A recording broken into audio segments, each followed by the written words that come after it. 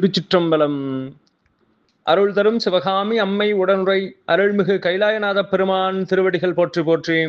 எம்பிரான் பரஞ்சோதி முனிவர் திருவடிகள் போற்றி போற்றி. திருவிளையாடல் புராணத்தினுடைய 189வது பாடல், திருநகரச் சிறப்பினுடைய 99வது பாடல் நம்முடைய சிந்தனைக்கு. முன்னவன் அரசு இருக்கையால் அந்நகர் முளரி பொன்னை என்றதால், அது பல பொருள் நிறை செல்வம் தன்னை என்றதால், அது பல தருமம் என்று உரைக்கும் மின்னை ஈன்றது, அஃது ஈன்றதால் வீழ்த்தகு புகழே.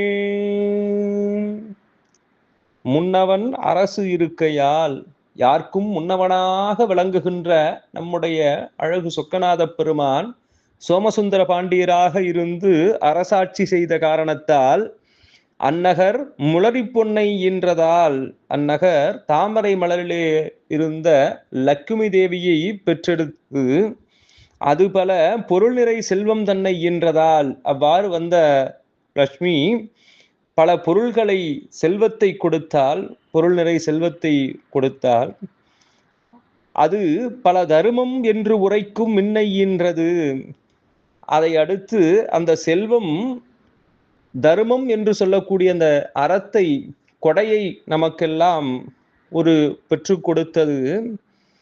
அது ஈன்றதால் வீழ்த்தகு புகழே.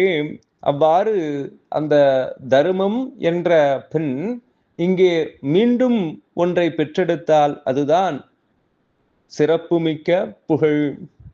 லட்சுமியினால் செல்வம், செல்வத்தால் அறமும், அறத்தால் புகழும் விளைந்தது அந்த மதுரை மாநகரத்திலே. இதெல்லாம் எதனால் நிகழ்ந்தது என்று சொன்னால், நம்முடைய சொக்கநாத பெருமான் அரசாட்சி செய்ததால் என்று.